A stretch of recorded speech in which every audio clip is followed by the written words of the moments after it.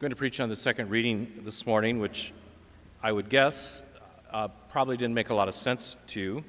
I'm kind of surprised the church gives it to us this way without a little bit more background.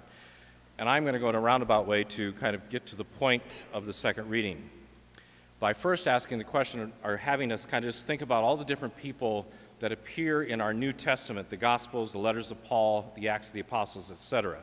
What kind of people are following Jesus or becoming converts in these cities in Greece like Corinth or Philippi and the area of Galatia. So in the Gospels themselves, we know the apostles are quite a variety of people: fishermen, political activists, and tax collector. And in the Gospel of Luke, he mentions that a number of women supply the needs for Jesus and his apostles. So they're women of means. I don't know about rich, but they have money.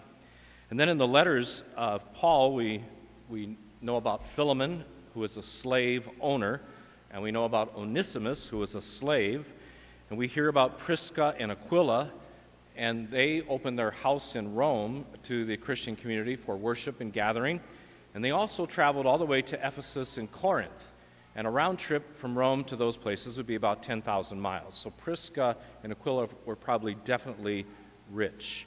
Then we also hear about Chloe, a businesswoman from Ephesus, and Lydia, a maker of purple cloth from Philippi, Apollos, who is from Egypt and travels between Corinth and Ephesus. What all this is telling us is that there's quite a variety of people in the early Christian community right from the get-go. So there's some rich people who use their houses for the sake of the rest of the community. There's slaves, there's free people. There's probably even mixed race in that early Christian community.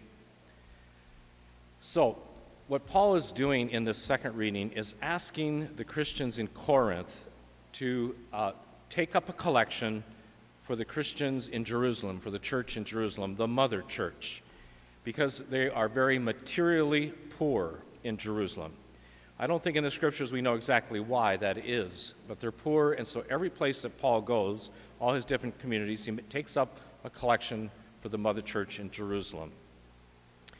And he says that as a matter of equality, your abundance should supply their needs.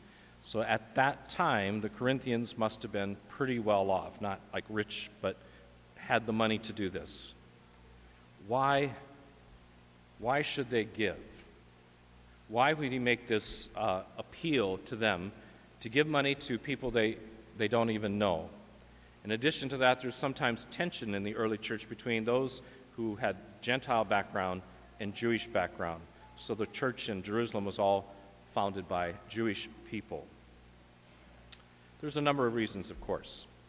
But Paul definitely is asking them to be generous because that anyone who is in Christ is a brother and sister, even if you don't know them. It's family. So the Christians in Jerusalem, Paul looks as family. And families take care of their members. So that's one reason. The other reason, I think, is wealth, as is clear in the New Testament, is dangerous. And accumulating material things can be dangerous for our Christian life because it can kind of get out of fear or whatever it might be. We start accumulating and we get worried about not having enough money, and so we just keep going. And so there's that serious sin of greed. And so to fight greed, we're asked to be generous because greed is something that turns us in on ourselves. It's selfish, it's self-centered. And no one is happy when they're self-centered and selfish. So generosity, giving, helps us to kind of move it out of our own lives, to be thinking of other people. And we just think about the evidence in our own lives of people who are generous. I bet almost every single person that's generous, we could say, is a happy person. It's because they haven't gotten wrapped up in themselves. And so generosity is good for us. And so this message this morning is really a message for us as well. And to be honest, we have to be honest to know that we're pretty rich people compared to the vast majority of people in this world. No matter how poor we might be or how we think we're just living on the edge, compared to most of the people on this earth, we have an abundance. And so it's good for us to give. It's good for us to be careful about greed and accumulation so that we can be free and be generous and be filled with joy. Giving is good for us. And so today we do have a second collection, as we often do, and this one's called Peter's Pence. This is for the Holy Father's charities, where he reaches out in need, and we'll have many more, and we ask for money for the Twin Parish.